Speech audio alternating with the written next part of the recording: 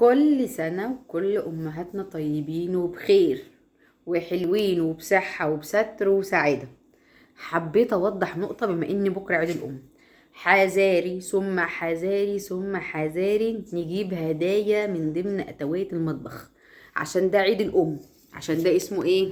عيد الأم، ولا اسمه عيد الأب ولا عيد الطبيخ ولا عيد البيت. ده عيد الأم، يعني الأم لوحدها، الأم بس من غير أي حاجة تانية. ما حدش يجيب ولا طقم كوبايات ولا خلاط ولا صواني ولا طاسات. عيد الأم هاتوا حاجة للأم. هاتوا ايه؟ حاجة للأم. سامعيني؟ يا رب تكونوا سامعيني. الكلام ليك يا جارة.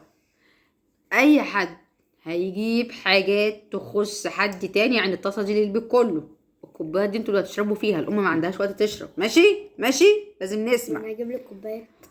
لازم نسمع، هأكسرها على دماغك. اشرب بيها. تجيبوا حاجات للأم. ماليش دعوة بقى، دخلت رمضان بعد علينا الأيام، ماليش دعوة. هي الأم عيدها انا واحد هجيب في طاسه السنة. تيفال. هي برضو حاجة واحدة اللي هتتجاب، طاسة وحاجة تيفال. للأم. ممكن الكسوة، مسموح بالكسوة، ماشي؟ الكسوة؟ مسموح بالذهب، مسموح بالفلوس. لكن هتجيبوا حاجات تستخدموها انتوا في البيت؟ نو نو نو. قد أعذر من أنظر. ماشي؟ ما تجيبش الحاجة اللي نفسك فيها وتقول لي انا جايبها لك هديه. انا هجيب لك الشيبس. الرساله دي للناس كلها، انت بالذات انا جايه لك، والكلام ليك يا جاره. يا ايه يا جاره، الرساله وأنا دي جارك؟ للناس كلها، ماشي؟ واللي على راسه بطحه يحس بيها. حذاري تجيبوا حاجات تستخدموها. هتجيبوا حاجات لينا احنا، لكل ام. كل سنه واي ام طيبه، واللي مش ام طيبه برضو كل سنه، وكل الستات طيبين. الستات بطبعها حنينه والله، حتى لو مش امهات.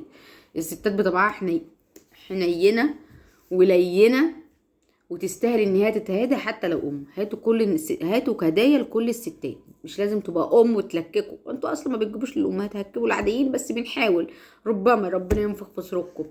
كل سنه وانتم طيبين. عيد سعيد على كل الامهات، رمضان كريم، بعود الايام. يلا متنسوش بقى تعملوا لايك وتشتركوا في الصفحه.